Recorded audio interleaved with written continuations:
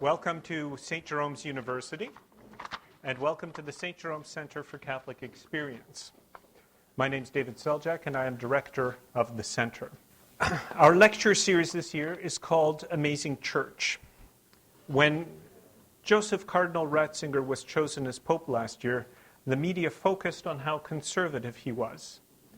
They were subsequently surprised that the new pontiff's first sermon was on ecumenical dialogue.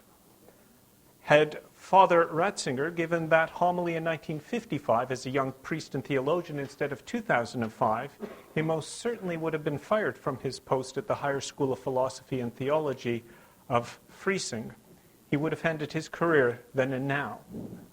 The change is amazing. What was considered near heresy 50 years ago is now announced as official policy by a conservative pope. And it is in that spirit of amazement that we present the 2005-2006 Scarborough Foreign Missions Lecture. And we wish to have a special welcome to our speaker tonight, Dr. Douglas John Hall and his wife, Rhoda Palfrey Hall. And I've let the slideshow continue a little bit longer than normal tonight, not for this slide, but for the next slide.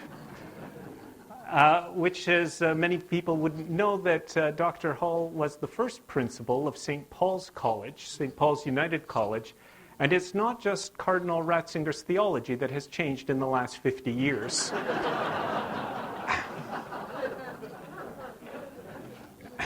Anyway, enough of this.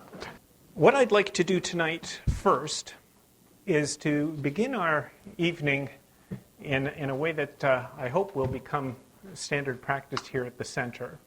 And that is, many people have arrived here before 7, and many people will sit to hear Dr. Hall's talk till the end and the question and answer period. So I'd like you to stand up and stretch your legs by greeting your neighbors to the left and right of you. So if we can do that for 30 seconds. That's very nice of you to respond to my entreaties so quickly, so very Canadian of you. As they say, how do you get 200 Canadians out of a swimming pool? You say, please get out of the swimming pool. The Scarborough Foreign Mission Society lecture is an annual lecture endowed by the SFMS, a Canadian Catholic community of priests and lay women and men witnessing to the gospel overseas and in Canada. It was founded in 1918. Its original purpose was to train and send priests to China. Today, its workers can be found in the Dominican Republic, Japan, Brazil, Guyana, Malawi, Ecuador, Panama, the Bahamas, China, and Zambia. Although established as a community of priests, the Scarborough Missions opened the society to lay associate members in 1974. And we thank the Scarborough Foreign Mission Society for their continuing support of the St. Jerome's Center, and would like to acknowledge the presence of Father Michael Treher, who represents the Society here tonight. So welcome, Father Treher. The Scarborough Mission Society has a table in the back lobby. If you exit and go to the right, you can see that table there. As well, we have a very ecumenical crowd tonight. I understand a person that I've worked with on a committee, Challenge for Change, now Bishop of the Eastern Synod of the Evangelical Lutheran Church, Michael Price. Bishop Price is here tonight, as well as the Eastern Synod Council of the ELCIC, and we welcome them especially tonight. And at dinner, our good friend David Frimmer, who is the principal of the Waterloo Lutheran Seminary, joined us and always adds wit and wisdom and a degree of gravitas to every social occasion of which I am totally incapable. And also representing St. Paul's, the principal of St. Paul is here, who welcomed Doug and Rhoda this afternoon and did a tour of the new St. Paul's, the things that had changed in the last 40 or 50, 45 years, I suppose it's been, right? And Michael Graham, Dr. Michael Graham, is with us tonight, and we welcome him as well. Now that I think it's about time for Dr. Hall to speak. The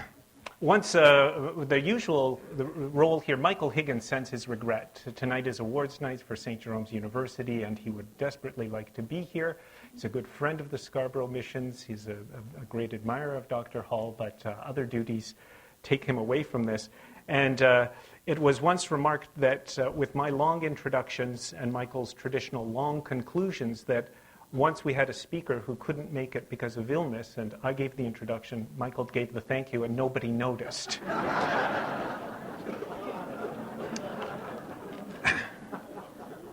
And Carol Person, who tapes the lectures, did notice that the 90-minute tape ran out just the same. Our speaker tonight is someone I would call he was a professor of mine. At times he's been a mentor, and I would always call him a friend. Dr. Douglas John Hall, Emeritus Professor of Christian Theology from McGill University in Montreal.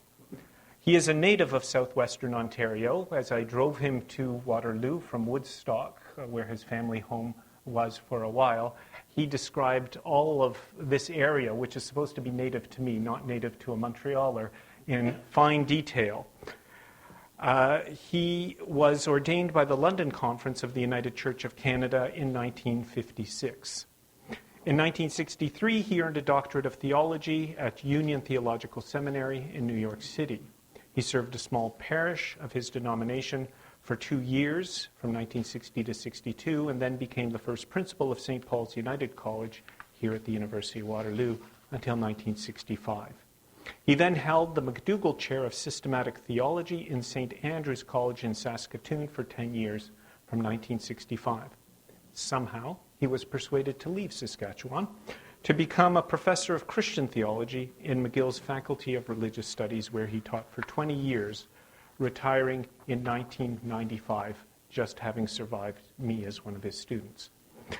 Dr. Hall is the author of some 30 books, including a widely read 3-volume systematic theology, Thinking the Faith, Professing the Faith, and Confessing the Faith.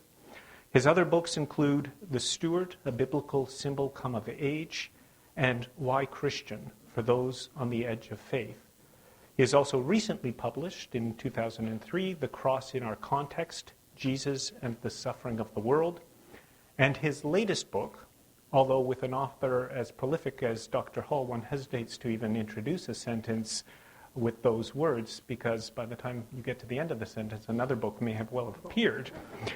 His latest book is Bound and Free, A Theologian's Journey, published by Fortress Press in 2005. He holds honorary doctorates from Queen's Universities, the University of Waterloo, Presbyterian College Montreal, and Victoria University at the University of Toronto.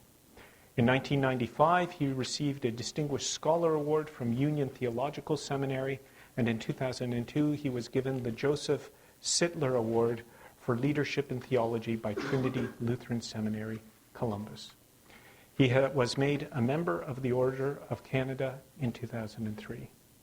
Tonight, Dr. Hall presents the 2005-2006 Scarborough Foreign Missions Lecture. I should say it could be also the 2004-2005 Scarborough Foreign Mission Lecture, because many of you I know have waited a whole year since Dr. Hall was kept from us last year because of illness. So it is with great anticipation, I am sure, that you will welcome Dr. Hall to the stage to deliver this year's lecture, Many Churches, Many Faiths, One Planet. Dr. Douglas Hall. Well, it's a great pleasure to be here, and it's an honor to be part of this Scarborough Mission Society lectureship. I confess also to feeling a rather serious case of nostalgia as I stand in this place. It was 44 years ago that Rhoda and I came to the University of Waterloo to take up the principalship at St. Paul's.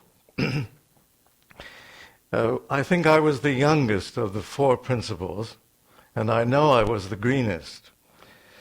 there was only one of us, in fact, who had any real experience, and that was the man after whom the hall in which we are sitting is named, Father Siegfried. A marvelous man who was a great friend and counselor of myself and all the other principals of this place.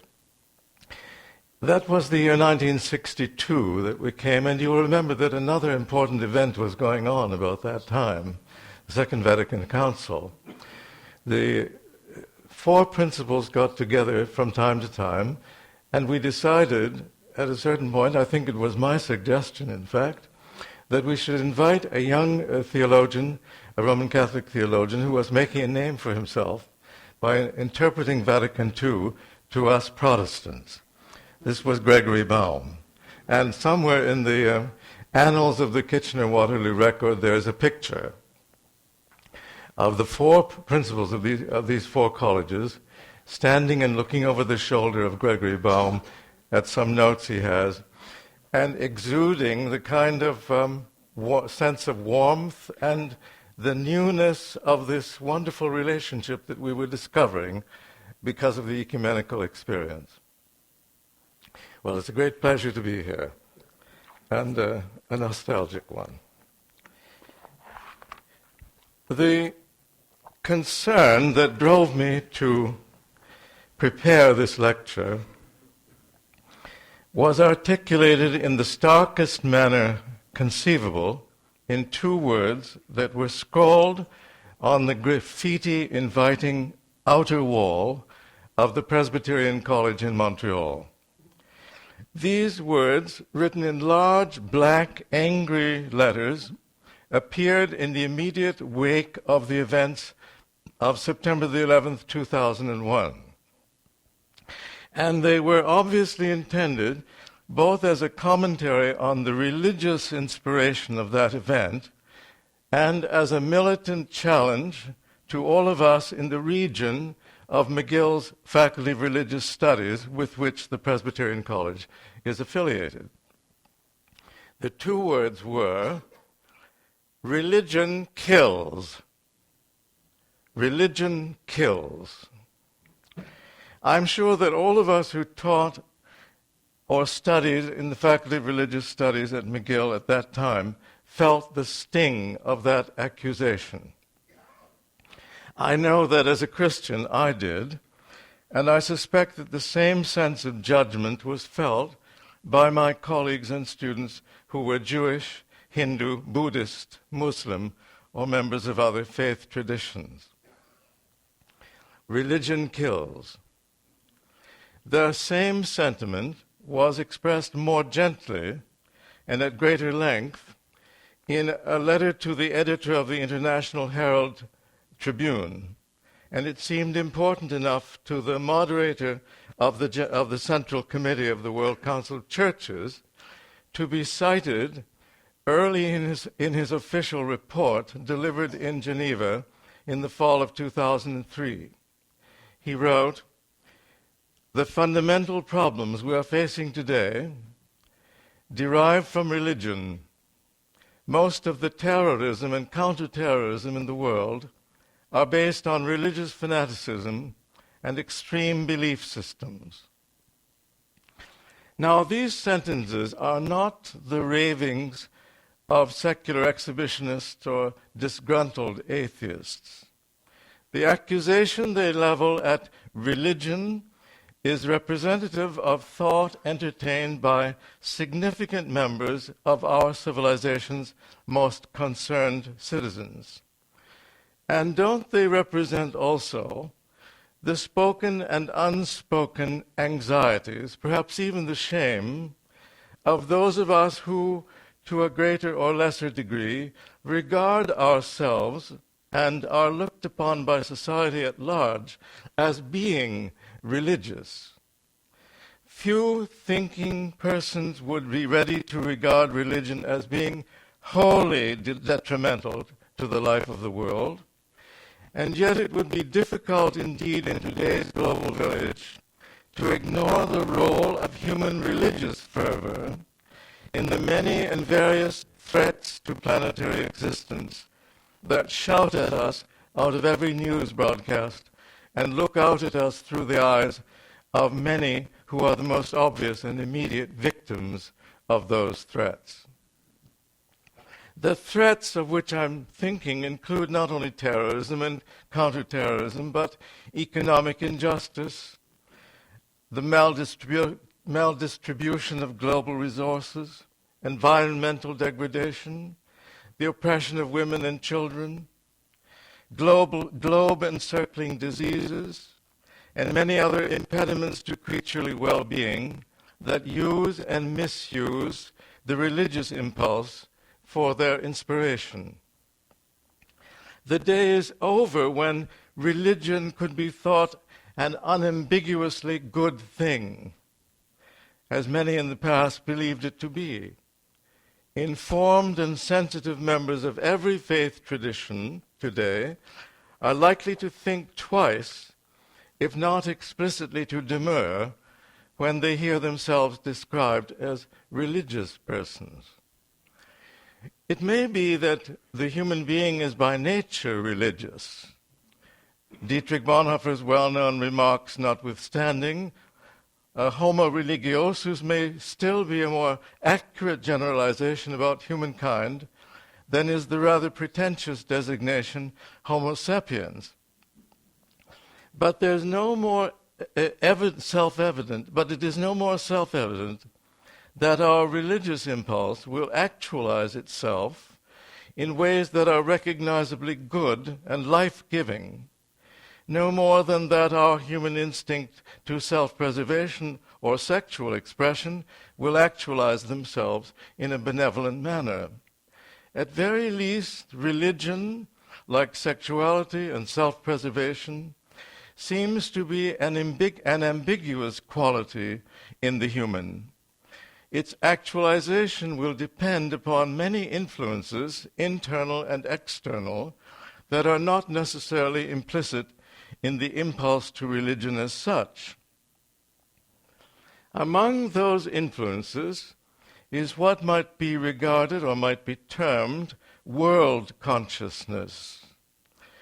The world consciousness that pertains in given historical settings.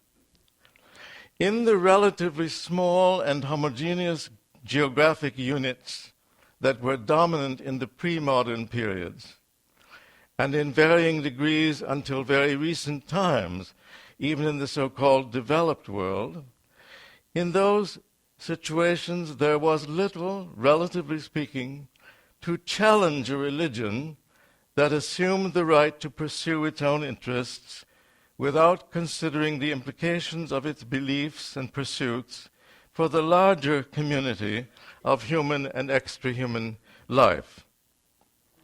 Like some of you, I'm old enough to remember a time when most Canadians lived their lives and thought their thoughts almost entirely within the confines of their villages, towns, or townships.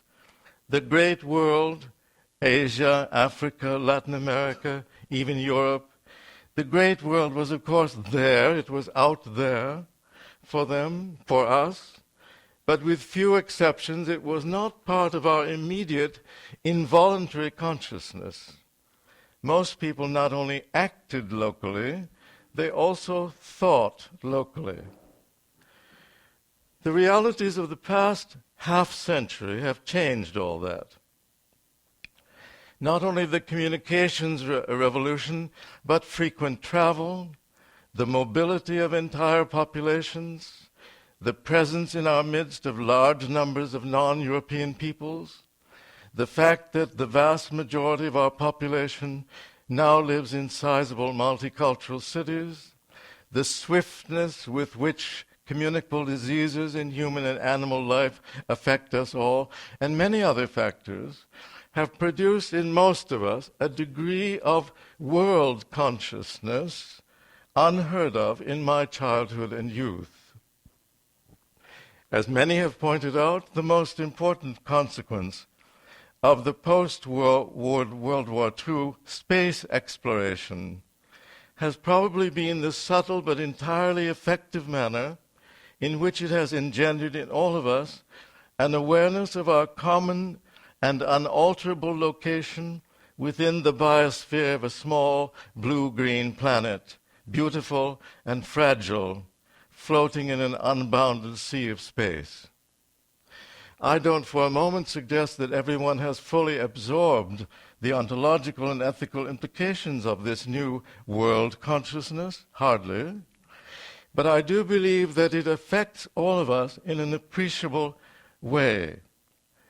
And more importantly for our present topic, I feel sure that the extent to which it has entered our consciousness will inevitably be reflected in one's understanding of and attitude towards religion, in a manner that was simply not true of our society prior to the mid-20th century. Most Canadians today, and not only Canadians of course, are apt to regard religion from the perspective of its actual performance on the global stage. There can be no doubt, I think, that for many of those Canadians who, in the most recent census, declared no religious affiliation, close to 20% in 2001, as compared with 13% in 1991, for many of those people, a prominent factor in their thinking, in their rejection of religion, is the suspicion that religion is inherently divisive, if not inimical to world peace and order. Now, the question that this new world consciousness raises for those of us who are, in some meaningful sense of the word, religious, is whether religion, and specifically our own religion, is or has the potentiality for being also a positive contributor to the well-being of the planet. And of course, beyond mere speculation, whether such potentiality, if it is present, can be more fully realized in the actual living out of faith in the tradition to which we belong. The answer to this question is bound up, of course, with religious plurality and the readiness of the religions to engage in dialogue aimed at greater mutuality. No specific religious faith may be pursued seriously today in isolation from the lived awareness of a multitude of religions other than, and perhaps at odds with, one's own.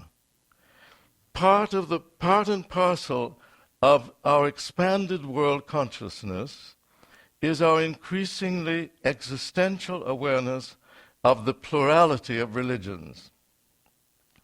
It is in the very, indeed the exclusively, white Anglo-Saxon Protestant village in southwestern Ontario, not very far from here, in which I grew up, one could be Christian, Protestant Christian, mind you, in a nonchalantly isolated way. That kind of innocence, which was never guiltless, has been impossible now for decades.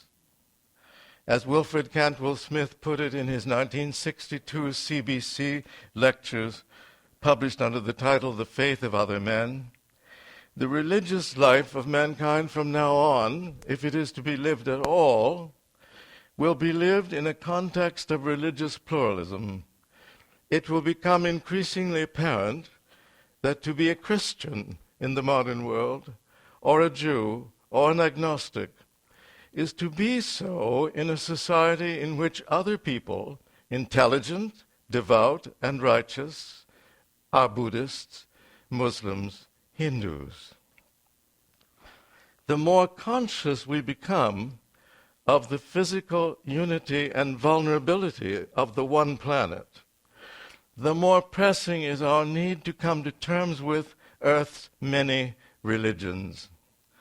While ordinary, or perhaps one should say extraordinary, human tolerance and liberality, where it exists, can provide a reprieve from intellectual and spiritual struggle with the reality of religious plurality, serious faith of whatever specific brand cannot for long avoid the need for understanding where the multiplicity of religions is concerned.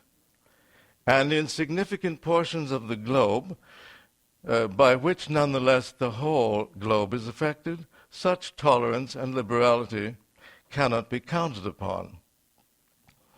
There is an urgency, therefore, about interfaith understanding and dialogue. And this is widely felt. And yet, the actual experience of interfaith dialogue is still, I think, painfully limited.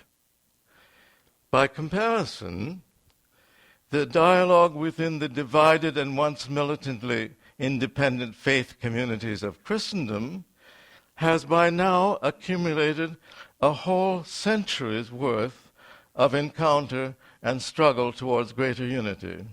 And I refer only to the modern ecumenical movement, which should be dated from the Edinburgh Missionary Conference in 1910, which led to the establishment of the International Missionary Council in 1925. The World Council of Churches grew out of these deliberations and was actually conceived in 1937, although on account of the Second World War, its inauguration was delayed until 1948. Now, despite the acknowledged fact that ecumenism has never been able to overcome the entrenched and stubborn divisions of the churches, and despite the fact that still today its course is characterized by an alternating ebb and flow, as the newly published Encyclopedia of Protestantism has put it, no one can gainsay the extent and the depth of 100 years of concrete experience in the quest for Christian unity. All who are able personally to remember the ecclesiastical situation that pertained prior to, let us say, 1950, can only marvel at the distance that we've come in 50 or 60 years from that kind of non-communication that existed between the churches. With the Second Vatican Council in 1962 and beyond, a whole new era in Christian life opened up almost overnight, and those of us who experienced it at close range, as I've just said in connection with the appearance of Gregory Baum on this campus, we are still in a state of astonishment that we have achieved so much. The question, therefore, to which I should like to address myself in the main part of this lecture, can be stated in this way. Is there, in this extended Christian experience of ecumenical dialogue, any wisdom to be gained that is applicable to the larger diversity of human religious faith? Is there, in this extended Christian experience of ecumenical dialogue, any wisdom to be gained that's applicable to the larger diversity of human religious faith? Now, in putting the question that way, I'm assuming, and of course not everyone assumes this, that Christians ought to be committed to a serious quest for understanding and mutuality between the religions of the world. Personally, I find myself in wholehearted agreement with the great Jewish thinker, the late Abraham Heschel, who, in his address before the Congress of Theology and Renewal of the Church that was convened by the Roman Catholic Church in Canada during our centennial year, 1967, Heschel announced, I quote, "I believe that one of the achievements of this age will be the realization in our time that in our time religious pluralism is the will of God." That religious pluralism is the will of God. Christianity can, I believe, make an enormous contribution to the realization of such an achievement. It's in fact the central conviction of this address that Christian ecumenical experience has provided a background of both theoretical and practical wisdom from which it is possible to derive certain principles that could prove invaluable in interfaith encounter and dialogue. More to illustrate than to exhaust the possibilities in question, I will describe 4 areas of ecumenical Christian experience from which such principles may, I repeat, may be deduced. If I speak tentatively here, it's of course because Christians themselves have by no means fully accepted or exemplified any of these principles. And yet, in the most profound expressions of Christian ecumenism, in all branches of the universal church, these principles have been present both clearly and centrally. And so they represent what may at least be termed tried and true guidelines for any discourse between persons and communities of diverse religious conviction. The first principle I would name out of Christian ecumenical experience that may be applied to world dialogue at the religious level is this: the well-being of the world is the foundational rationale for ecumenical endeavor. This first principle, and therefore I put it first, speaks directly to the background concerns with which I began this address, namely, the fear that religion is inherently divisive and prone to violence. One may readily draw such a conclusion about religion, alas, even about religions like Christianity, that emphasize such virtues as peace and justice and love, when religion is driven exclusively or chiefly by its own internal dynamism and quest for survival and enhancement. But what may occur when a faith community embraces a reason for existence larger than itself? When it comes to regard as the primary rationale for its existence, its mission, its struggle for integrity, a world that vastly transcends its own existence and is deemed by its own authoritative scriptures to be the chief object of the sacrificial love of God. Obviously, such a vision will exercise both a self-limiting and an expanding influence upon its entire life and outreach. And that, I suggest, is precisely what the Christian ecumenical movement of the 20th century came to realize as it gradually worked its way into its task.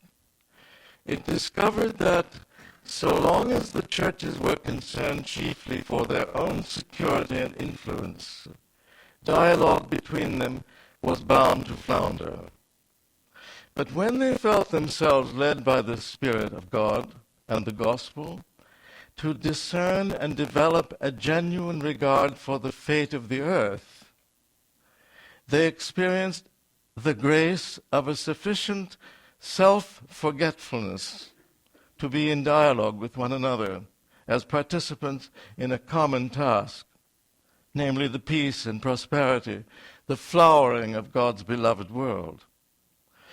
While ecumenical deliberations over these 100-odd years have frequently degenerated into preoccupation with narrowly conceived ecclesiastical relationships, the great exponents of Christian ecumenism, like W.A. Visser-Tuft or Karl Rahner, have always reminded the churches that the fundamental rationale of the movement towards unity is not the well-being of the church, but the well-being of God's beloved world.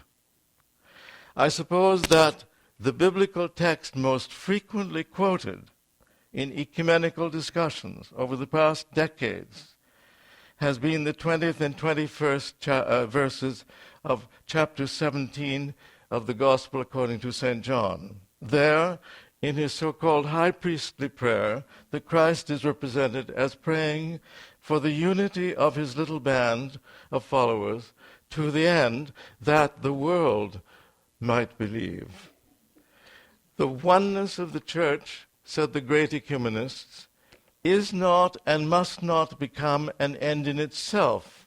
It's only a means, for Christians the most pressing means, to a right and a credible communication to the world of the truth and trustworthiness of God's abiding love for and commitment to creation. A gospel of reconciling love proclaimed by a church notoriously divided within itself is a contradiction in terms. If the world is to take seriously the message that it is greatly loved, and that the lived experience of its Creator's love effects a wondrous new mutuality among creatures who hear and believe that message, then the apostolic messenger must at least approximate such new creaturehood in its own life. While John's account of Jesus' Gethsemane prayer can be read to support Christian exclusivity, perhaps it was read that way by Mr. Gibson in his film, The Passion of Christ, while it can be read to support Christian exclusivity, and while authentic Christian concern for the world has always been tainted by a lingering Constantinian expansionism that wants to conquer the world, the programs and pronouncements of the main ecumenical bodies of the churches manifest, I think, a genuine and consistent world orientation that is not marred by excessive self-interest. Personally, I feel that this kind of world orientation was most concretely articulated in the decision of the Vancouver Assembly of the World Council of Churches in 1983 to adopt as its working theme for the next 7 years the theme justice, peace, and the integrity of creation, thus addressing the three great instabilities of our world. Now there is, it seems to me, a principle here that can be applied in both theoretical and practical ways to interfaith discourse. For while, like Christianity, every religion no doubt manifests a certain all too human desire for preeminence, it's also true of most great world religions, and therefore they may be called great, that they contain dimensions of generosity and vigilance for universal peace and justice, which, when stimulated by awareness of the great need and vulnerability of the world as a whole, are able to exercise a countervailing influence in the face of religious isolationism, exclusivism, and chauvinism. With its long and studied experience of the manner in which world orientation modifies and guides religious discourse between historically divided communities, Christianity, it seems to me, could help to make such commitment to the well-being of the planet more effectively present in other religious bodies and in our encounter with one another. The first principle. The second principle that I would name from Christian experience of ecumenicity has to do with particularity as entree to universality. At the center of the Christian confession of faith, there stands the figure of an historical person, entirely human, and yet representing in the very fullness of his humanity a transcendence that has prevented the Church, even its most humanistic expressions, from describing him in human terms alone. This Christocentric concentration is not optional for Christians. What would Christianity mean without Jesus as the Christ at its center and core? As Paul Tillich affirms in the Christological section of his influential systematic theology, Christianity is what it is through the affirmation that Jesus of Nazareth, who has been called the Christ, is actually the Christ, namely, he who brings the new state of things, the new being. Wherever this assertion that Jesus is the Christ is maintained, there is the Christian message.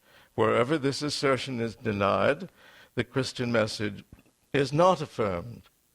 Christianity was born not with the birth of the man who is called Jesus, but in the moment in which one of his followers was driven to say to him, "Thou art the Christ." There can be no Christianity, then, that is not bound up with this particular person and event. That realization led the theologians of the first half of the 20th century to introduce the phrase, the scandal of particularity. The term scandal is in this usage is, of course, one that derives from St. Paul, who in the 1 Corinthians speaks about the scandalon, or the scandal of the gospel of the crucified Christ. For many Christians, both yesterday and today, belief in and about the Christ, often defined in very explicit and doctrinaire forms, is treated as the great test of authenticity. Many of those who have refused membership in the World Council of Churches, for instance, have done so on the basis of the Council's alleged failure to be sufficiently centered in Christ.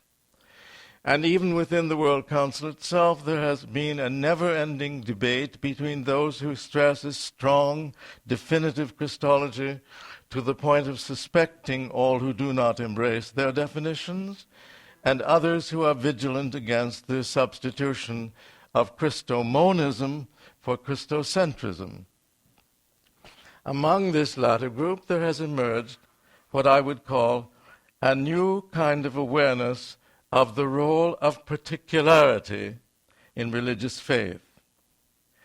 There is no entree to the universal, and faith is ultimately bound up with universals, including the understanding of deity. There is no entree to the universal that does not pass through a particular. I only encounter childhood or womanhood through my meeting with particular children and particular women. I only encounter deity, transcendence, or the holy through particular beings, symbols, events, texts, or oral testimonies that authenticate themselves to me as being bearers of ultimacy. The question that must be asked of all particulars is how they function for us. Attachment to a particular child could, and often does, produce indifference, or worse, towards other children. On the other hand, profound knowledge of and love for one child may so enlarge the imagination and compassion of the knower that he finds himself introduced to a new way of seeing the whole world of children, and thus to a concern for the future, for a future that surpasses his own futurity. The question about the particulars that are always present in religion is surely how they function for believers. Do they function to exclude and circumscribe, or do they function to include and enlarge the range of human awareness and human compassion?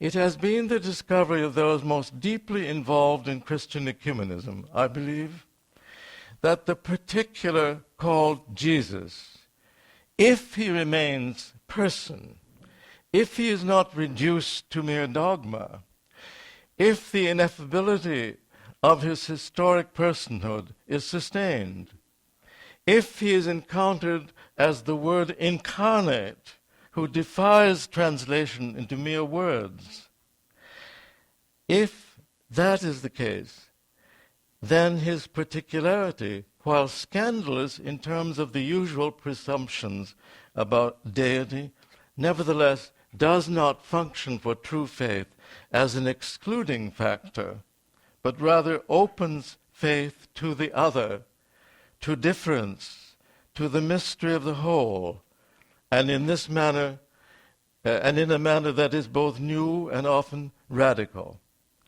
The greatest symbolic representations of Christian faith in our time, including that of Martin Luther King, Mother Teresa, Bishop Romero, Dietrich Bonhoeffer, Jean Vanier, and many others, are the symbols that they are precisely because their Christian faith has expressed itself in exceptionally non-partisan and inclusive ways.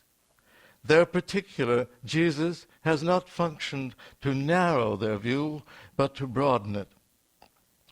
Now, every religion, even those which assume some kind of direct access to the absolute, every religion is in fact involved with particularity, whether it be the particularity of a person, Muhammad or Moses or Baha'u'llah, the particularity of a text, particularity of historical experiences and so forth.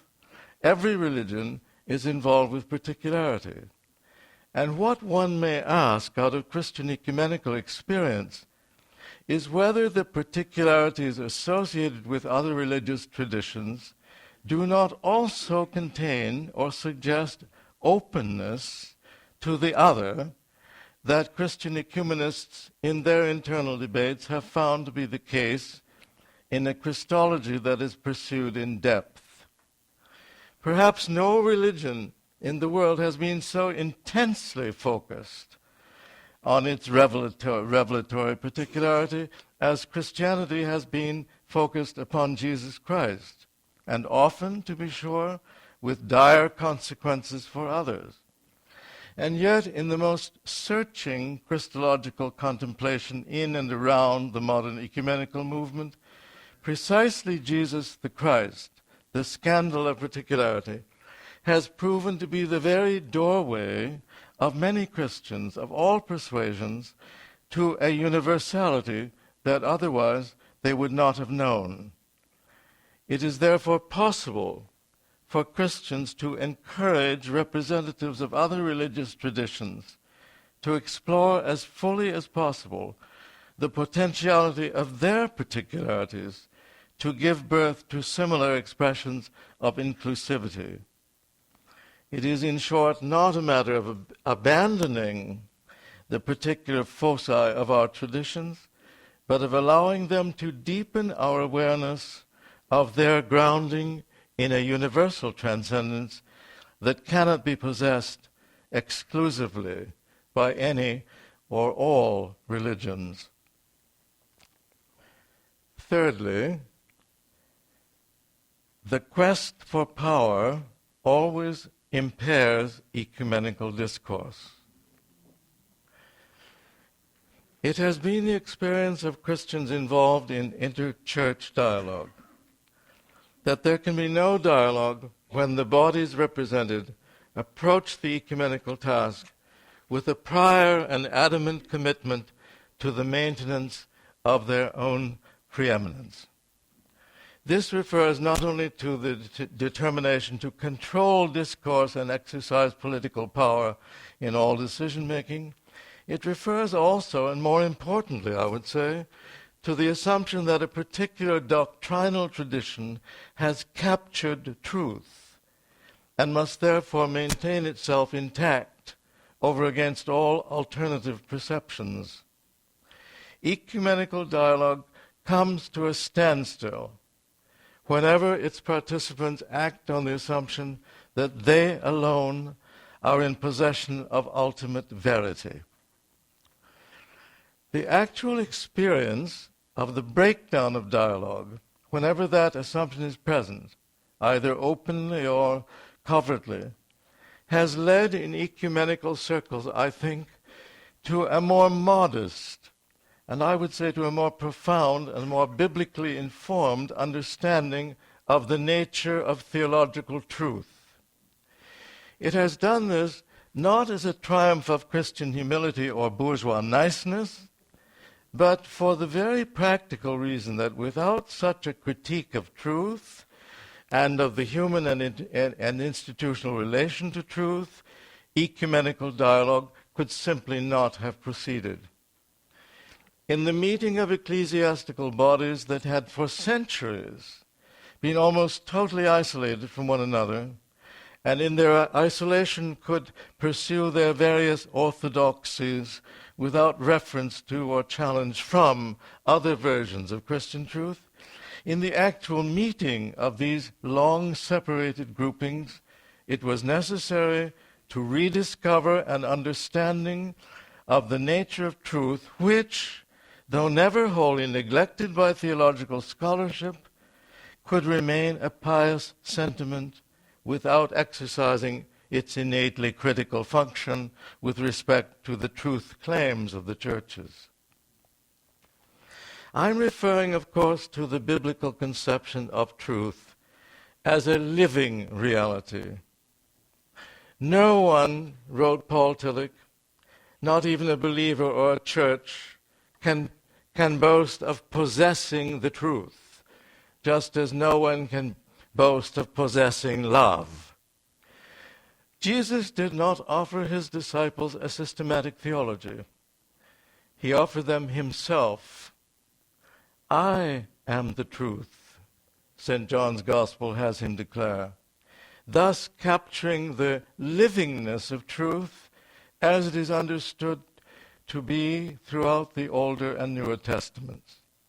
I am the truth. Whoever hears this I, whoever really hears this I, knows that the entire assumption that theological truth can be possessed, owned, and used to confound every rival claim is false and idolatrous. At most, we may be orientated towards the truth. And insofar as we are so orientated, we shall be open to others in whom we may perceive the same orientation. In specifically Christian parlance, I think that those who are turned towards the truth that Jesus is will be able to recognize others who also look beyond themselves for what is ultimate, even when those others are not looking specifically towards Jesus.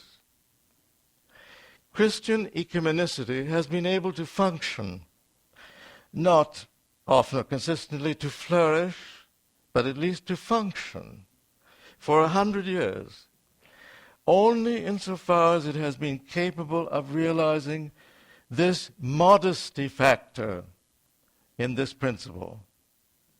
The modesty factor.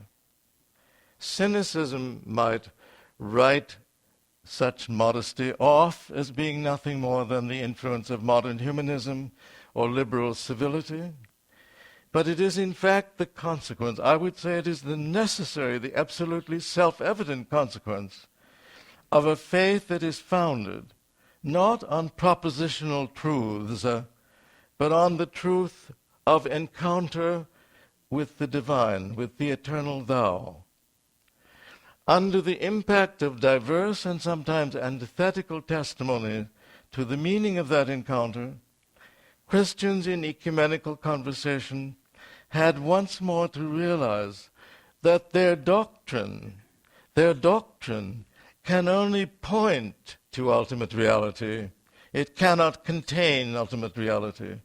And therefore, it cannot and must not be regarded as a source of power over others.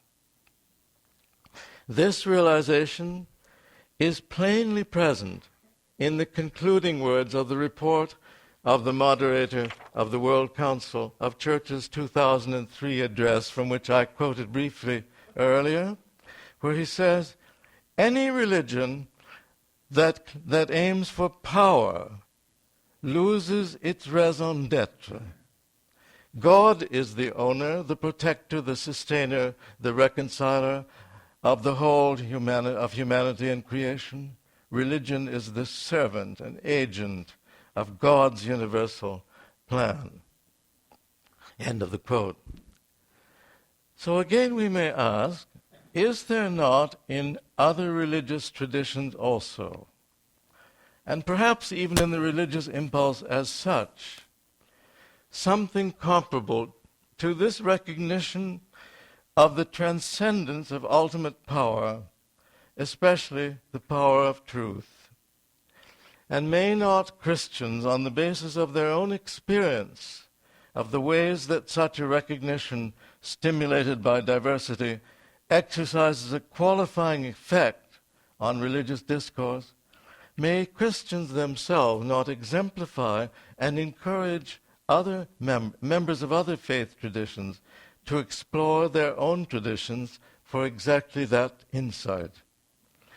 If the assumption of power, its possession and retention, has proven a sure barrier to interchurch discourse, it will certainly prove a barrier to serious attempts at interfaith discourse. Can the concrete ecumenical Christian experience of the transcendence of power, especially the power of truth, can it find an echo in all religions as they seek to enter into new relationships with one another? That is the question. The fourth principle that I would derive from Christian ecumenical experience that might be applicable to world religion dialogue is this: hospitality towards and dialogue with other religious traditions does not diminish, but can in fact enhance one's knowledge of and appreciation for one's own tradition. It's been a source of hesitation on the part of many Christians and ecclesiastical groupings that the prospect of ecumenical encounter, if entered into earnestly, could have the effect of distancing them from their own tradition, who knows, of incorporating them into a kind of globalized spirituality, a super church, in which the familiar comforts and challenges of their own established tradition had been absorbed and, for all practical purposes, forgotten. There are still denominations, and there are elements within all of our denominations that fear and distrust ecumenism, especially at the local level, for precisely that kind of reason. I'm going to lose my own faith if I enter that dialogue. And yet many of us who have actually been involved in ecumenical discourse for several decades realize, I believe, that such fear is totally unfounded. In fact, with few exceptions, in my experience at least, the exact opposite is true. Not only do we become more knowledgeable about our own ecclesial traditions when we enter into dialogue with persons of other heritages, we frequently find ourselves appreciating aspects of our own tradition that had eluded us heretofore. The presence and testimony of the others has illumined both positive and negative qualities in our own received faith. We change in consequence of such illumination, but we do not feel that we lose what is essential to our own historic faith. Rather, we find ways of sharing that essence with others and of being enriched by what they bring. Thus, as countless Christians of all historical persuasions have found out over the past 100 years, while ecumenical discourse introduces something new to all who undertake it sincerely, it does not destroy, but puts into wider circulation emphases and concerns that are the treasures of the whole varied testimony of the ages. In quite practical terms, ecumenical Christian experience throughout these decades has helped immensely to overcome the forgetfulness, not to say the plain ignorance, of many with respect to their own ecclesial traditions. You cannot sit in a theological or ethical discussion that is representative of many doctrinal and moral traditions without sooner or later being brought to the point of asking yourself, what does my church teach on that subject?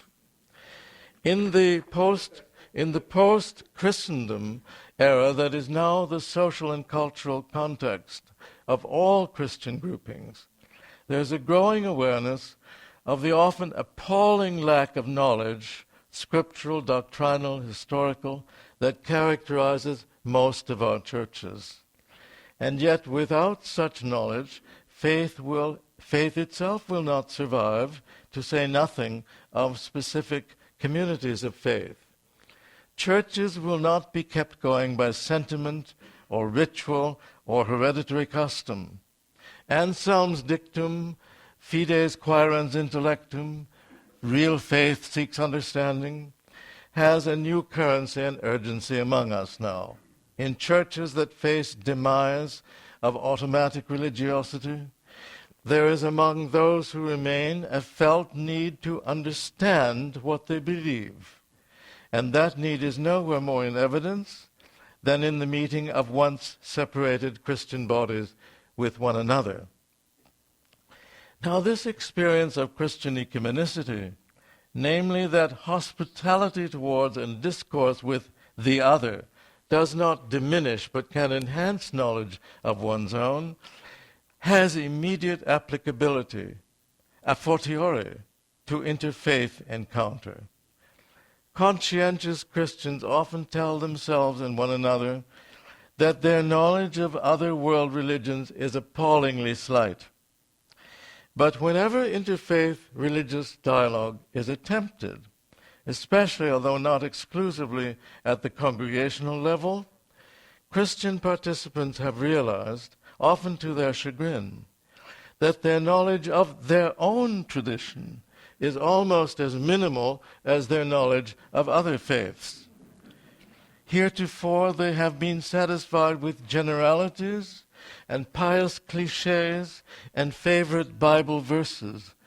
In interfaith discourse, they now find themselves incapable of articulating Christian belief in an informed and nuanced way. The presence and testimony of the other, especially when the other, whether Muslim or Jewish or Hindu or whatever, is religiously informed and articulate, often goads Christians into deliberate and disciplined attempts to comprehend their own tradition in ways that might never have occurred apart from their encounter with religious difference. I conclude, therefore, that another contribution that ecumenical Christian experience can make to interfaith dialogue is the confidence that opening oneself to the faith of others, far from risking the loss of or relativization of one's own tradition, must much more consistently results in deepening of one's own understanding of one's own tradition, while at the same time being the occasion for greater knowledge of and greater compassion towards those of other faith traditions. Perhaps this is the most important lesson to be learned by all of us, especially those of us who live in multi-religious cultures, such as Canada has become conspicuously. For the great fear of those most committed to a particular religious tradition, I think, is that close encounter with religious diversity will rob them of their assumptions, nurtured in more homogeneous contexts, that their own religion is the best, the truest, the ultimately approved.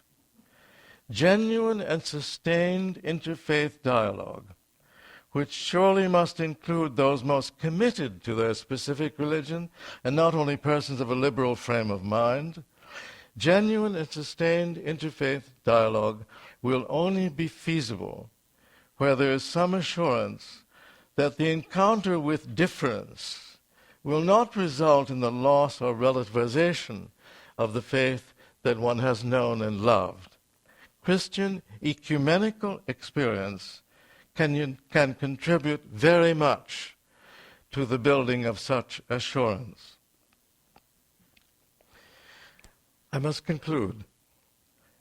My contention, to sum up, has been that there are numerous ways in which the ecumenical experience of Christians over the past 100 years particularly, can facilitate dialogue between the various religions that are present in our world, and especially in multicultural and religiously pluralistic cultures like that of our own country. By way of illustration, I've described briefly 4 of these ways. First, that the well-being of the world is the foundational rationale of ecumenical endeavor. Second, that particularity, profoundly appreciated, is our entree into a deeper universality. Third, that the quest for power always impairs ecumenical discourse. And fourth, that hospitality towards and dialogue with the other traditions does not diminish, but can in fact enhance one's knowledge of and appreciation for one's own tradition. There are, of course, many other principles that could be derived from this century-long ecumenical experience of Christians and could be applied to interfaith dialogue. Now, it would be false and misleading to exaggerate the potential Christian contribution to interfaith relationships, for not only have Christians themselves failed to appropriate fully or consistently any of the principles that I've named, but in addition to that, there are, of course, barriers to interfaith dialogue that are not present in interchurch dialogue as such. But we must not wait to be perfect before we attempt to apply whatever wisdom we've learned about seeking understanding and unity between religious communities. For the alternative to such a quest is a world that is already and will increasingly be victimized by religions that refuse dialogue and court the kind of intransigence that is inherently belligerent and ultimately must be violent. The quest for harmony and trust between religions, even if it can only hope for approximation, is no longer an option for serious persons of every faith posture. For the one planet cannot for long contain the human suspicion, envy, competition, and revenge that are augmented and emboldened by a religious fervor that lives exclusively within its own dividing walls of hostility, while keeping our eyes wide open to the conflicts that religions inspire or are caused to sanction. We should never lose sight of the blessings that all of humankind's great faiths, at their best, wish to bestow upon the world.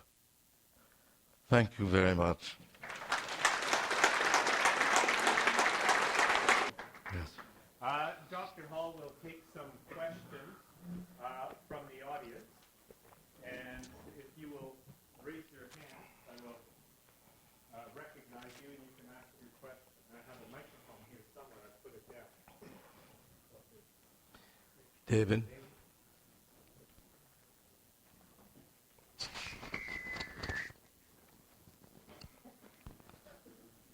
Thank you very much for your talk to us this evening. I am one who has come from an early faith experience of isolationist and exclusive attitude, even towards other Christian religions. And I wonder whether you might suggest a pathway to greater knowledge of other non-Christian faiths that would be safe from the minefield of biases and prejudice. Well, that's a lifelong kind of pursuit, isn't it? To be safe from the biases and prejudices that we have, that is a lifelong pursuit. I don't know whether there's any one path to it, but I think I would suggest that we begin by trying to understand the fundamental principles of our own Christian faith.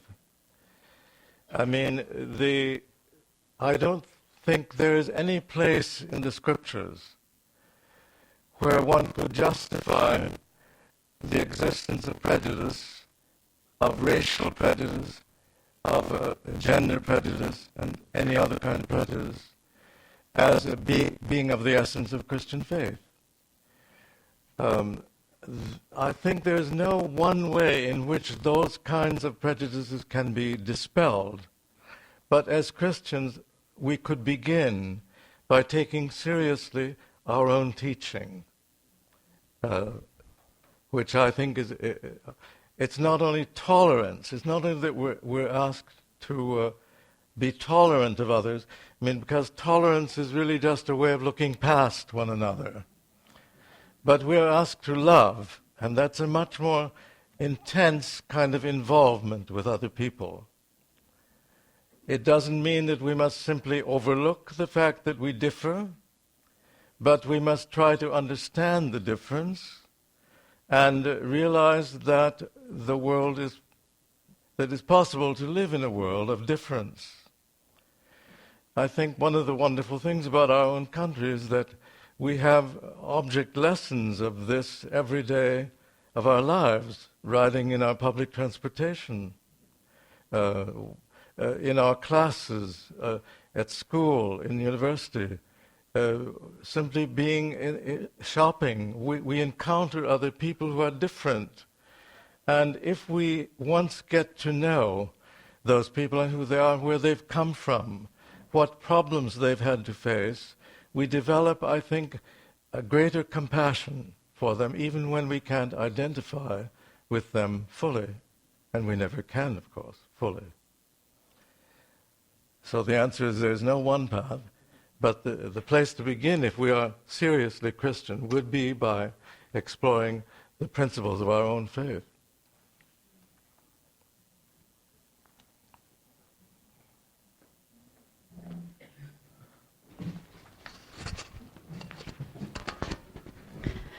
You mentioned that if one is able to get through that field of power, transcend it, then I cannot see sheep there. There are only shepherds. Can you maybe comment on it?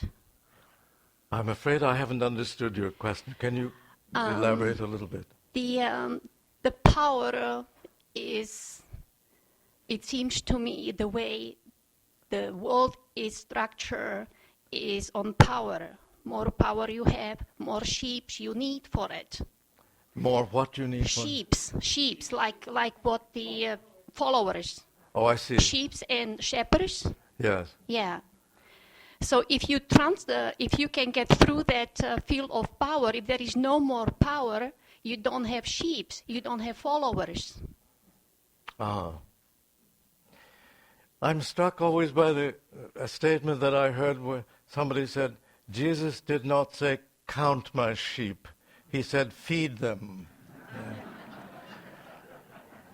Yeah. I think that has to be my answer for now. Yeah.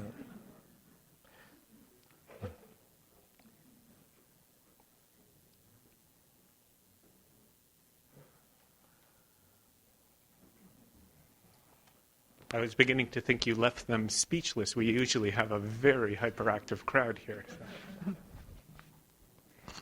You've said several times that Christians haven't practiced these things. Yes. These principles haven't been practiced yet. And while we look at the decades of ecumenical discussions that have been going on, dialogue, I'm not sure that it's reached to the local communities and our congregations even. So, we might put on an ecumenical event and think that it's happened, and nothing has happened, and I don't know if you can comment on that.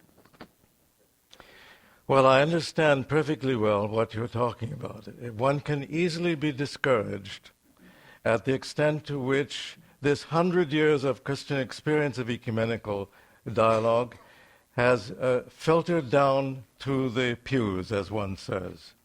One can easily be discouraged by this. And there's still a great deal of vying for power on the part of individual denominations and congregations and so forth.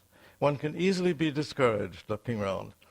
But if I think, on the other hand, of what it was like living in Canada, let's say, before 1950, in relation to this question, that is, how do Christians relate to one another? I think a great deal of progress has been made. I grew up in a village, the village of Innerkip, in case some of you maybe know that village. And at that time, of course, that village doesn't really exist anymore. What exists is a bedroom community that feeds Kitchener-Waterloo and other places. But at that time, there were two churches in that village. The United Church of Canada, to which my family belonged, and the Presbyterian Church. Two churches. Everybody was either Presbyterian or United, except a sprinkling of Baptists. And then the tobacco farmers moved in, and there were a few Catholics. But there was no discussion at the level of Christian faith, at least, or of serious ethical questions, really, between those two congregations, United and Presbyterian, even though they had all those many things in common, the whole Reformation and so forth.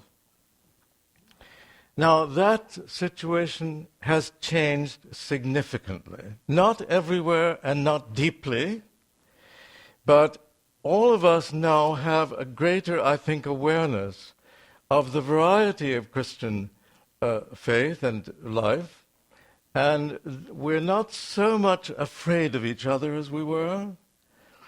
I mean, literally, when I came to be the principal of this college, there was very little dialogue. There was very little dialogue between Protestants and Catholics.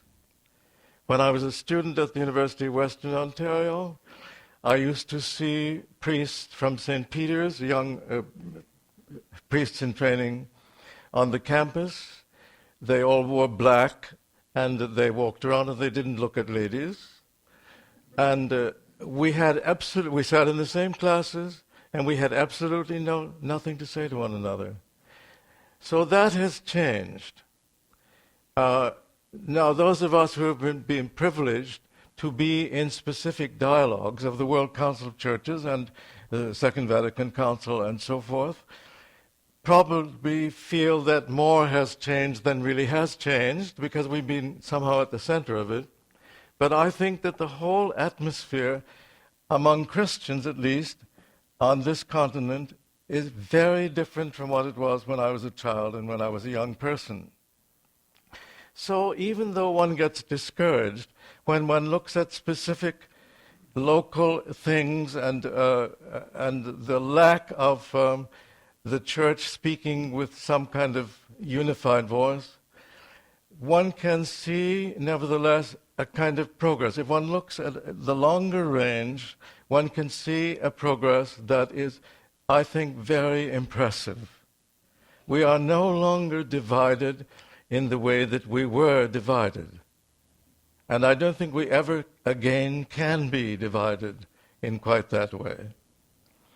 So I believe that we have learned in these 100 years many things that can now be applied to our encounter with other religious faiths, as well as our encounter with one another within the Christian fold.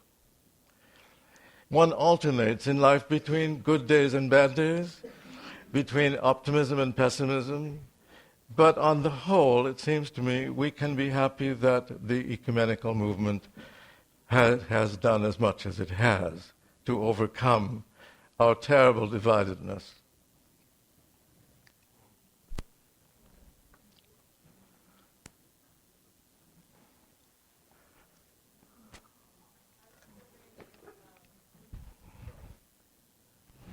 Okay.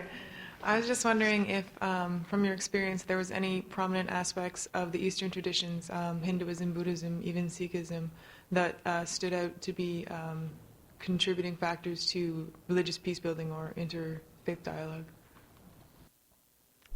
Well, I'm sure that this is the case, I think there's a lot of help coming from the Buddhist tradition. I belong to a church in Honolulu, the Church of the Crossroads, which has incorporated all kinds of symbolism from the Shinto and Buddhist and Hindu and even Zoroastrian traditions. Certainly, there are many individual examples that could be pointed to where Eastern traditions have helped Christians to discover some things about their own faith. I can't speak very authoritatively about that, but I believe that this is a very important aspect of interfaith dialogue today, the encounter between East and West. Yes.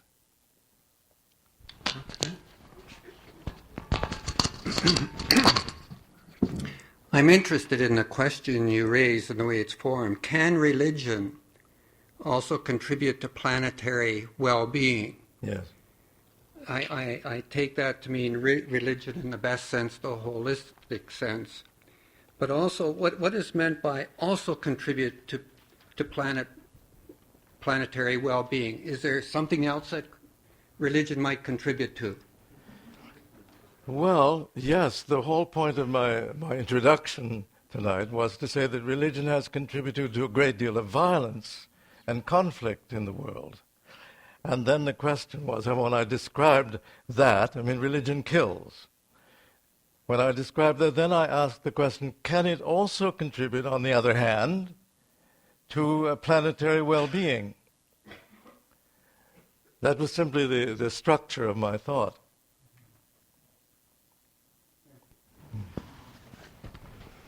Hi, I'm a student at Waterloo Lutheran Seminary, and I recently attended the World Council of Churches Assembly in Brazil last month.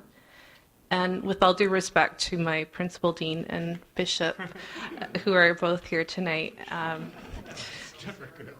and lots of professors. That's never good. I was wondering if you could comment on theological education and how future pastors need to be educated in our theological formation and practical experiences. Well, certainly in relation to the question of religious plurality. All of us who have been educated for theological tasks in the past have been... Our education has been insufficient, totally insufficient. I attended, I think, probably the best theological institution on this continent at that time, Union Theological Seminary. It was an international institution, recognized all over the world, with top-notch scholars in every field. I did have a course or two in world religions, but I learned very little at depth about any of them. It's only in my old age that I began to realize the extent of my own ignorance about other world religions, and therefore I think theological educators today are under a great deal of pressure because they're supposed to do everything. They're supposed to clear up the whole problem, They're supposed to make the church perfect, and so on. And, of course, this is not possible. But we really do have to work on this business of at least finding out what other people believe and why they believe what they believe. We can't become in detail Jewish theologians or Hindu theologians, but we surely can understand more than we have been taught in the past about these other religious traditions. And I think we're simply going to have to do that, because otherwise we're simply moved about by prejudices which we bring to our theological education and are never changed. We've learned quite a lot, I think, or at least many of us, about Judaism, not about Old Testament Judaism, but about the living faith called Judaism. And partly that's because we realize, we Christians, at least we hope we do, the part we had in the Holocaust. And therefore, out of our guilt, we have been driven to try to find out more about Judaism. And fortunately, many of us have done that. But now we have the problem of Islam. How we are faced in the world by terrible conflict between the Islamic and the Christian world. What do we really know about Islam? Christian ministers are going to be out there leading congregations in cities and places where there are many people of the Islamic faith. What are they taught about this? So it has to become a kind of priority, I think. Of course, in the few years that people are being educated for Christian ministry, you cannot do everything. And therefore, continuing education is extremely important. And I think that one of the most important aspects of continuing education in the ministry today must be in this whole area of education concerning world religions. Yes. Okay. Hi. That was such a good question. I hate to change the subject, but I will. Do you have any thoughts on the significance of secularism as a factor, an issue in ecumenical dialogue? Yes, but would you like to be a little more specific and give me some idea of what you are thinking about that? Well, in an increasingly secular world and younger generations being more disenfranchised from their parents' and grandparents' religions, not just in North America, but throughout the world, is the ecumenical dialogue becoming out of touch with some bigger issues? Yes, people of religion are seen maybe as somewhat aberrant in Western culture. Yes. But what's so strange about that? I mean, if we had been reading the New Testament, we wouldn't be so surprised that we were regarded as strange people, you know. But your question has many different levels, or it can be attacked at many different levels. Certainly, all of us have to be aware of the fact that Christendom has come to an end. Christendom has been ending now for two centuries at least in the West. We've only just begun to notice it in North America, and especially in the United States, it can still seem to be fully alive and well, and very noisy, in fact. But in fact, Christendom, the Christendom form of Christianity is over, and we have to come to terms with this. As I sometimes put it, to be very concrete, there is no reason in this world that Christopher Hall should be a Christian because his father, Douglas Hall, was a Christian. They're not going to come into the pews one generation after the other in the way that our great-grandparents and so forth did. The automatic form of Christianity is over. This is why of course we have to take secularity seriously, because we are living with it. We live with it most of our children, most of us in our children, in our grandchildren, and in ourselves. We are, all of us, influenced by a kind of consumerist, a shallow form of secularism. We don't believe easily, any of us. It's not an automatic thing. It has to be renewed constantly. That's why theology, that's why preaching, that's why study of the scriptures and of the texts of the tradition are so important today. We have to keep renewing ourselves so that we may tell the story, because otherwise it's not there, it's not going to be kept alive by the government or by society at large. We have now we developed a formula in Atlanta that I think is very important. In the church, tell the story. In the world, live the story. We have to tell the story in the church because we are forgetting it. We are very forgetful of this story because, for one thing, it's blotted out by all kinds of other stories. We have to keep telling ourselves what it is that we believe and why we believe that. And if we do this, then we don't have to worry about talking so much as Christians in the world, but we have to worry about living the story in the world. And if we live it with enough imagination, we will be asked from time to time, why are you doing this? What's your rationale? Why are you engaging in this kind of thing? You don't have to. It's not part of your, it's not demanded of you, like the tax system or something. Why are you doing it? In the church, tell the story. In the world, live the story. Well, I could go on that in that vein for a very long time. Yeah. I just wanted to ask if you could explore a little more the dilemma when the parties engaged in the dialogue succumb to the will to power over. How does a party who wants to continue the dialogue react and deal with that, and how do we get there if the other party doesn't want to be there?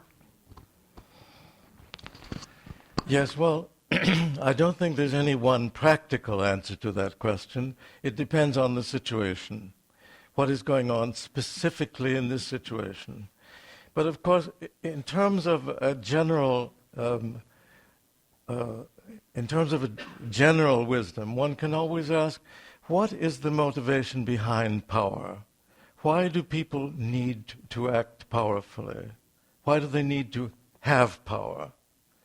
What's going on there? And how can we apply out of the gospel a sort of wisdom that says, when I am weak, then I am strong? How can we live the weakness of God in the midst of power? Thank you for that, though. Yes. Complexity in the sense of the new wave of ecumenism, and I've experienced it myself, and my own faith has been enriched, even with some interfaith work as well. But I'm also concerned that, and this maybe is a bit of an extension of my sister's question up here, that the world is also, as it's getting sort of more together, there's also more and more divisions, especially in the mass media, and we hear things like narrowcasting, and so that people can select. There's so much choice out there in terms of news and information that we actually tend to choose the things that reflect our own biases and our own traditions and reinforce them. And yes. I'm wondering what we as a church can do to work against that. Uh-huh. How long do we have?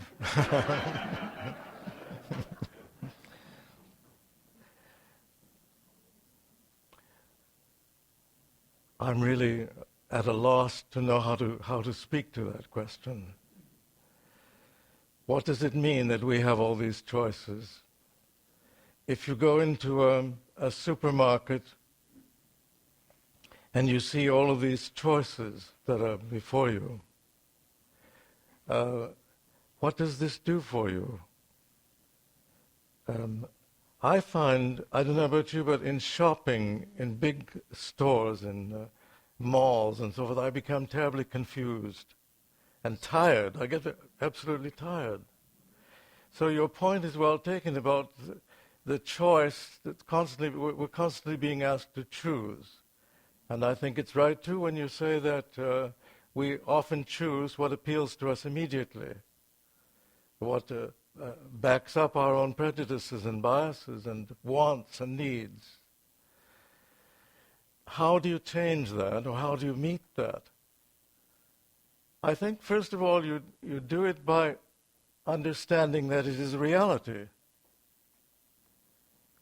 I mean, the first way to solve any problem is to enter deeply into the problem.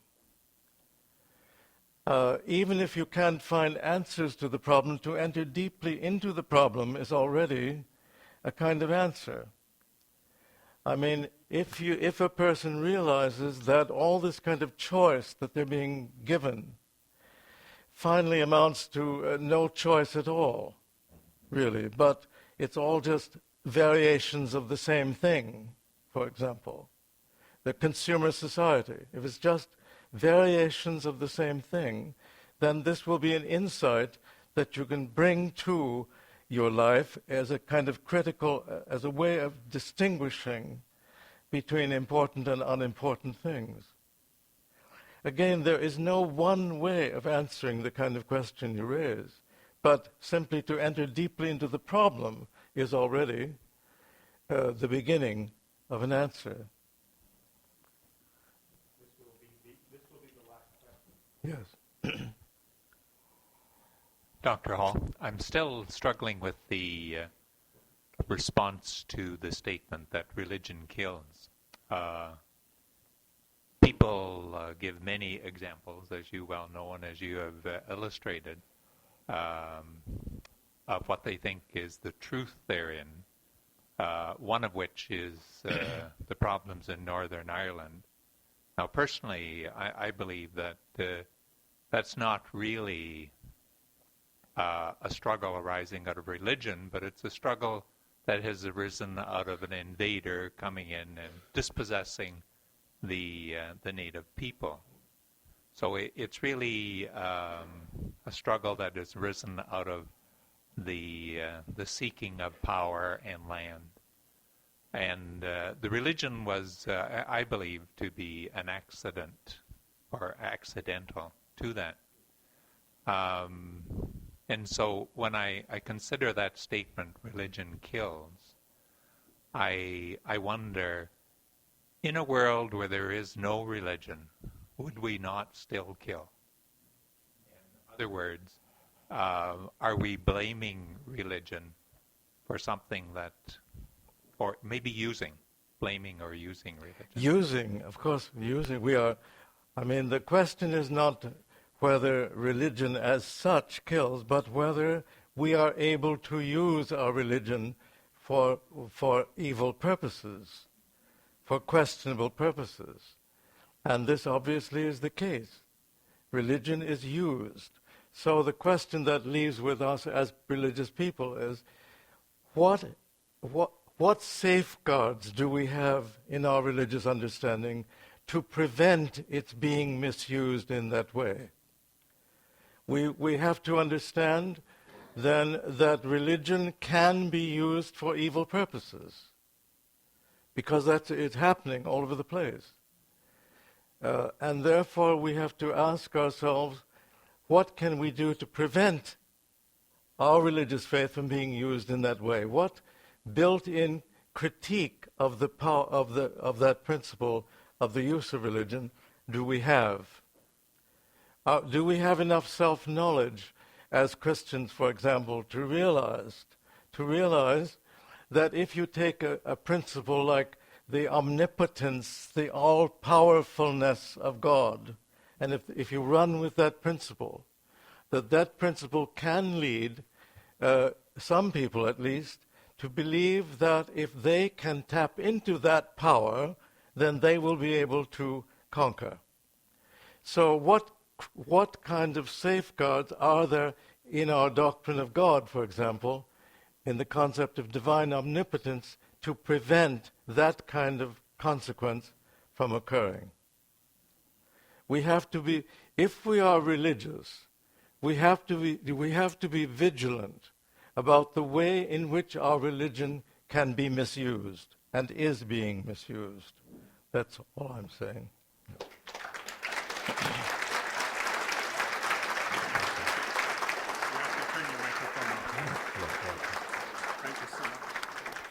Now, I've been a terrible host. I forgot to mention that yesterday Dr. Hall celebrated his 78th birthday.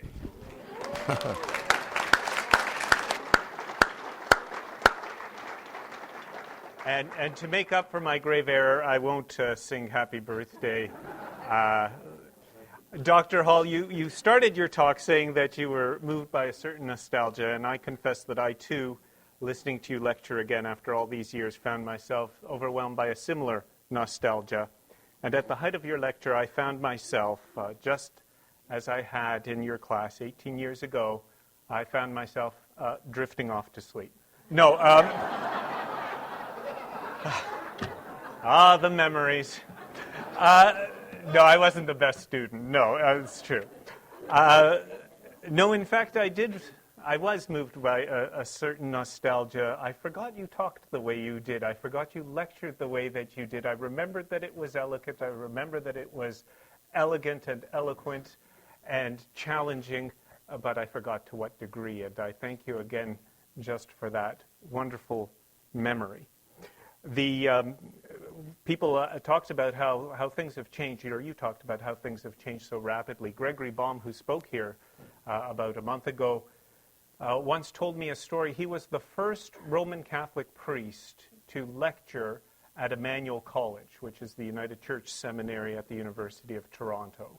And he went there and he met people and he began his lecture. He said that he felt so welcome at Emmanuel College, given all the Catholics that were there, and this stunned the audience. Everyone wondered, because the faculty, of course, was entirely Protestant. And he said, yes, the faculty are all Protestant, but the cleaning staff are all Catholic.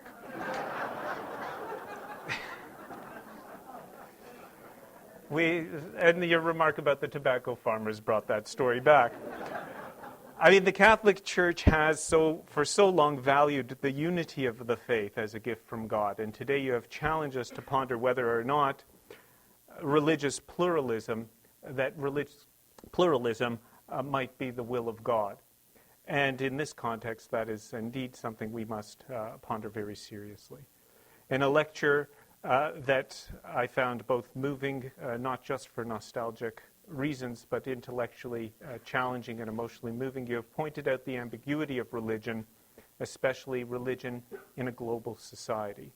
You have challenged us to leave behind the religious innocence of our religiously homogeneous villages, even those villages that exist in large urban centers, to participate in a global religious pluralism. You have challenged us to broaden our sense of dialogue both between Christians and people of all faith and people of goodwill. And so for that, we thank you tonight.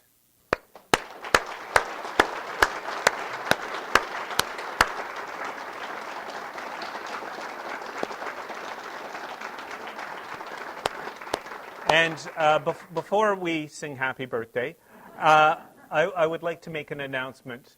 It has been my privilege to be the director of the St. Jerome Center since about 8 years ago when I first began. And this season will be my last. I have been asked to become chair of religious studies at the University of Waterloo, and therefore I will move on to that administrative position, and I will, with a certain degree of nostalgia and sadness, leave this position. The good news is that the next director, I would like to introduce you to her. The next director will be Megan Shore. Megan, if you will stand up and let yourself be known.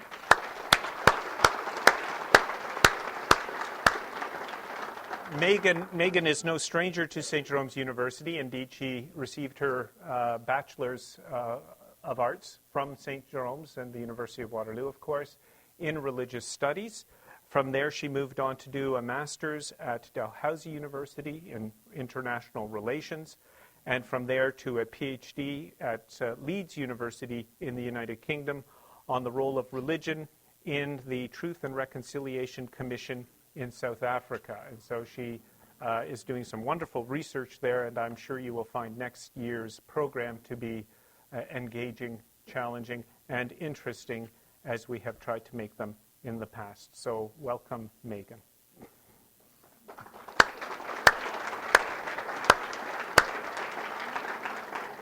And over the summer, I mean, it's a great loss. Me leaving, is I'm sure. But since Michael Higgins will also be moving on to St. Thomas University, I can no longer torture him at the end of the lectures, and the fun of it just seems to have gone. Wordsworth Books has a table at the back. You will find some of Douglas Hall's books back there. You will also find books, Michael Higgins' new book, Stalking the Holy. He couldn't be here in person, so he sent his books for sale instead. There was also Karen Armstrong's new book. I want to remind you, you have the flyers, of course, of 2 upcoming lectures. The one is next Saturday, April the 1st, and that will be at the United Church, First United Church in downtown Waterloo. Karen Armstrong will be talking about her new book, The Great Transformation. It is on sale. Chuck Arian from Wordsworth Book is at the back. The lecture after that, Dr. Kevin Smith, the president and CEO of the St. Joseph's Healthcare System and St. Mary's General Hospital, will be talking about public or private, the impact of the Supreme Court decision on healthcare delivery. And that is the annual John Sweeney lecture established by the St. Joseph's Healthcare System and St. Mary's General Hospital Foundation. Finally, Carol Person couldn't be here tonight. She sends her greetings, but stepping in for her is Carol Glenn Williams, who is at the back with the sign-up sheets. If you wish to be on the email list to receive lecture notices or to receive our brochure in an electronic format, please leave your name and your email number, and we will make sure you get that information as soon as it is available. This lecture was taped. We, like all our lectures, the lectures are taped and are available on CD for our cost, which is $10. Very reasonable offer, I think. And you can also order those at the back. And finally, you will find an envelope or a basket at the back. We have instituted the procedure of asking for a free will offering. It's entirely up to you, of course. Here at St. Jerome's Center for Catholic Experience, we are an ecumenical outfit and ecumenical in spirit, and of course we welcome all denominations, but frankly we prefer 10s and 20s.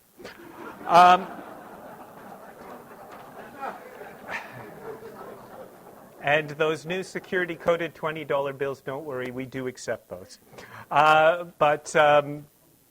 With that, I simply want to thank Carol Glenn Williams and her husband for stepping in, for Carol Person and Ivan, and finally to thank you, our audience, for your support of the center and for your lively engagement of our speaker tonight, and safe trip home. Thank you so much.